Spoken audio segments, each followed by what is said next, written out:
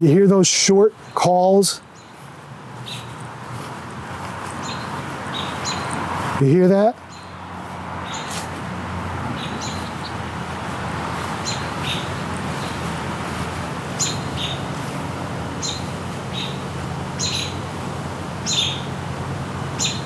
So when birds are in trouble, there's one of two ways it can go. If the threat is danger close, they're just going to go dead silent. So if you ever walk outside and there's just like no noise whatsoever, that means that there's some kind of a predator very close by. Could be a cat, could be a hawk, could be a person. But what you're getting there is the general alarm, which I just saw the hawk fly this way through the yard. And that's just, you know, everybody be alert, there's a hawk around, but it didn't stop. But like, I can't walk in a landscape anymore if I hear that and not look around for the predator, or if I come outside and there's no noise, I also can't help but look for a predator. All right, so we're back at the front of the house, and one thing to mention is the PG hydrangea here. I need to go through and I need to remove all the growth near the bottom of the shrub because we don't need that. And then I need to go to the top and I need to thin it out a bit because there's too much growth. So anything that's like, you see how spindly and weak this is compared to like up here? Plus these are growing back to the middle. So I need to prune out, like at least half of the foliage on this shrub should be gone. It doesn't have to be that much, but that's just the way I do it. And I'll probably remove most of the growth up until about 5 feet off the ground. Just neaten it up a bit. I mean, I basically will remove, there's a little nub here. So anything below that will be removed. Anything below here will be removed. This one here doesn't look like it's got much growth, so this whole branch might be able to come off. And then below this V right here, anything below that could come off. And then get a step ladder and just thin out the top. No matter how much foliage I leave on, it'll take that energy and pump it into those branches, and you'd be amazed how quickly a PG hydrangea can grow. I just wanted to make a brief note. So this again is Hartlage wine Calycanthus. This is probably not the ideal spot. I mean, it's 10 feet tall, it's right next to the lawn. But what'll happen is as soon as this Hartlage wine Calycanthus finishes blooming, I'm gonna come in and cut it down. I'm gonna say to 5 to 6 feet tall, and make sure to take the top off. Hartlage wine really seems like it wants to grow up more than out. So I'm gonna see if I can, you know, cut back the top so it doesn't keep going up, and then favor some side growth. But there's really no side growth to favor besides this one branch. So basically just make the whole shrub smaller, and then it can, over the summer it'll grow 2 to 3 feet or more, and next year it'll bloom again, but at least that way we'll kind of control where it is. But I want you to just notice the flowers are starting to fade, so this one's got a lot more sun, but I mean still, that's pretty cool. Hartlage wine Calycanthus. Here's one in the sun for you. Here's one in the sun for you. But the flowers are starting to fade, but if we walk over to this one over here, which has been growing in the shade, and the last video I mentioned the flowers were a little bit smaller, and they are, but I mean this one is like in full bloom, and again, underneath the crabapple, dry shade, and we're doing okay, although the flowers almost look like they're drying out in spots. But these flowers are like a week to a week and a half later than the ones that were up at the front of the house. I think that's interesting. Microclimate. And then this is the Newport blue boxwood, which, yeah, it's getting a little bit fuzzy. But do I have to get a hedge clipper out and just make a ball out of it before the end of June? Or, you know, the yard's gonna look horrible? No. I mean, just get in there and selectively prune. you know, when I have time, and if I don't get to it this year, it's going to be a little bit shaggy, but it'll be fine. And there's growth. I wonder if there's a bird's nest in here somewhere. I mean, look at the inside.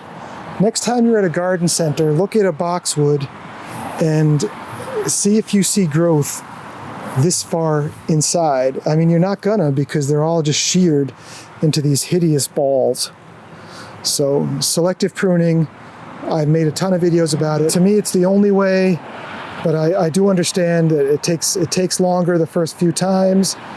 So, you know, it's your decision. All right, and then we're back over here. So we've got the Metasequoia glyptostroboides. Love this tree. And then this is Biokovo geranium around it, which are probably about 3 or 4 years old. So these were just little 1-quart planters I put in, probably 1 gallon actually, and they just keep getting a little bit bigger every year. And eventually this is just going to be a carpet of Biokovo geranium. And then it's going to start trying to take over my lawn. It's going to start going that way. So if you've got Biokovo, don't be afraid to hack it and whack it and just get it out of there, because it's a garden thug. Luckily it stays kind of tight, but it can spread and start to take everything over. So it's okay if you have to remove them at some point. And then over here we've got a Daylily, which I'll look up the name when it comes in bloom. This one is a double, which I thought was really cool. It's a double and it's like a pinkish color. I think you have to give it like a lot of water and a lot of fertilizer to get the double flower. So usually when I get them, they're just a single pink. It's still a very pretty plant, but it's not double. I had this one Astilbe in the garden over by the crabapple, and I didn't really know where to put it. So I just divided into 3 and just stuck them here. And I have no idea which one it is. When they come into bloom, I really need to get a catalog out and look around and see if I can figure it out. And then in this bed, I did try to consolidate the common milkweed. So wherever you see just the 2 leaves, that's where I would have dug one up farther back in the garden or underneath something in the garden and transplanted over here. And they seem to be doing perfectly fine. So if you're going to transplant common milkweed, try to get as much of the root as you can as possible and just take it down to 2 or 4 leaves. Give them plenty of water, and within a couple weeks I'm sure they'll be established. So hopefully these guys are going to be okay. And then the iris are coming into bloom here. So then moving down the garden, I've got a few more poppies over here. And this is a white poppy, and it's too shady. Poppies, full sun and for the most part dry. Wrong spot, my bad. But they've got a few flowers coming. Another Hartlage wine back there. And I gotta say, no matter how much I prune the Hartlage wine, they seem to come back with some blooms. So, you know, definitely prune them right after bloom, but they seem like just a tough as nails little shrub with that cool flower. I love that plant. And then this here is Holquitsia amabilis. This is a beauty bush. You'll see this around older homes. I bought one at the nursery just because I saw it and I couldn't remember what it was. So I brought one home, and about every 5 to 8 years, I'll just cut it back to like 2 to 3 feet and let it regrow, because it's a thug. Holquitsia amabilis. It's this kind of like honeysuckle, but it's just this big mound of foliage that you won't notice except for when it's in bloom, and then it's gorgeous. And then I do have one more purple coneflower here, and then the old-fashioned, these are the peas, flowering peas.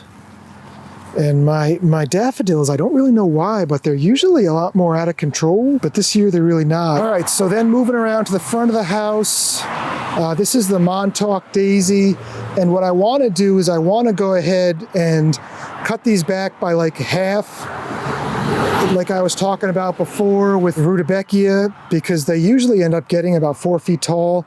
These could use a little bit more sun than they've got here. So hopefully by doing that, I can keep them more under control. And I need to, you know, nip these boxwood back a little bit too. They're not horrible, but they just need a little grooming. And then it's time where I could actually take the pansies. You know, some people will nurse their pansies through the summer. I'm more of the attitude to just rip them out, put them in the compost pile, and put something that really wants to be in the heat of the summer. Pansies like to grow in cool days. They're not going to grow for you in the middle of the summer. I mean, unless you just water the bejesus out of them.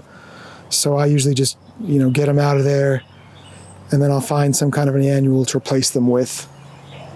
And then here's a view of the Stewardia pseudocamellia.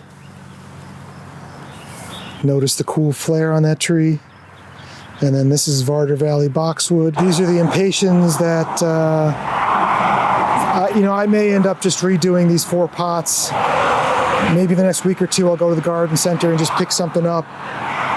And, you know, next year I'll just go a little bit easier trying to overwinter things.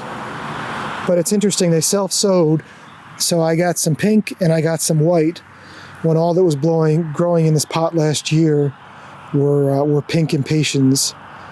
And then again, we've got some more of the Baptisia sphaerocarpa, which I really like that plant. And this is where it wants to grow, you know. Now that the sun's on it, that's what it wants to be in all day. But it only gets this, you know, a little bit of morning sun, a little bit of afternoon sun, but it's still doing okay. I did manage to get out and transplant the allium, and I don't know which allium these are, but I've got a big white allium and a big purple allium. So all I ended up doing was just digging a hole in the back here, and I had, like, you know, 4 stalks of allium and about 5 or 6 bulbs, and I just put them all back there. So hopefully next year, as time goes by, things will be much more uniform, you know, when they're coming up. But I gotta say, these white ones, look at these stalks on these white ones. I mean, compared to the purple here, much stronger stalk. I like that. What I want to do for this one annual, the only plant I have left is this one Bacopa pot. So what I want to do is I want to get 2 shepherd's hooks, which are the things you hang bird feeders on, and I'm going to put a shepherd's hook on either side of the front door. And then I don't know where that came from, but I just want to put 1 pot of annuals on either side of the front door, the front sidewalk here, and just call it done.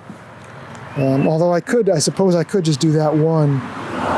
But even here, that Bacopa really wants to be in full sun, which it'll get some morning sun, so we'll see how it does. But I think a couple shepherd's hooks, like 5 feet tall, and then have that weep down, you know, like 18 inches.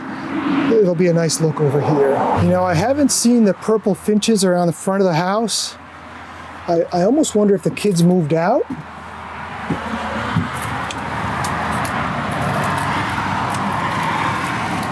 Yeah, there's nobody in there, so maybe the purple finches,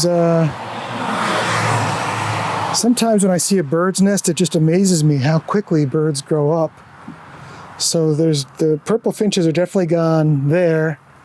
I haven't seen them, you know, flitting in and out of the trees either. So maybe the kids have already moved out. You know, I did just want to take a moment and show you this shrub here. So this is Leucothoe Axillaris, and again, I'm not sure the cultivar, but at some point last year, I decided to just kind of hack it because I was getting tired of tripping on it every time I went to go to the hose. But I want you to just notice how, you know, I just came in with the hand pruners, and like I cut it here. I really wasn't very surgical on this one, but it's throwing new growth, you know, it's going to be okay. So what I want to do is I want to come in before it gets too late in the year and just take a little bit more off the top, take a little bit more off the side, and just let it kind of grow out again. And I won't have to touch this for like another 3 years or so. With selective pruning, just give it a try, you know, and don't go to town on something right in front of your house, but if you've got something away from the house, you know, just try pruning a little bit of the shrub and see how it responds, and then prune more. And I don't know if I don't think I tried to round this one off so much in the front. I think I just was getting sick of tripping on it so much, so I hacked the back. There's a lot of traffic today. Hopefully we can get a little piece in the front yard in here. But the grass I put in has been coming up beautifully because we had like 3 days of overcast and rain last week, and it's really helping the grass. So look at how nice this looks over here. And then these 3 spots where the stumps were, I mean, they're not perfect, but I can mow the lawn now without having to mow around a stump. And they're just going to keep thickening up and looking better as the season progresses. All right, folks, well, that's going to do it for this one. Hopefully you got something out of it. Maybe you picked up a few tips. I don't really know what the secret is to these garden tours. I mean, I want to be more structured, but usually it's just me walking around the yard and just whatever comes to mind, I'll blurt out. So hopefully somebody's getting something out of it. You know, if you folks are looking for some information about something, let me know in the video. You know, I'm thinking about doing like a Q&A once a week where you can post gardening questions or landscaping questions, you know, about things that I would know more about. But I just, I want to make the channel something more, but I'm just not really sure how exactly to go about that, because I also want to kind of try to stay independent of advertisers, and that can be tricky sometimes. So we'll see where we end up. But thanks for watching today, folks, and I look forward to seeing you soon. Take care.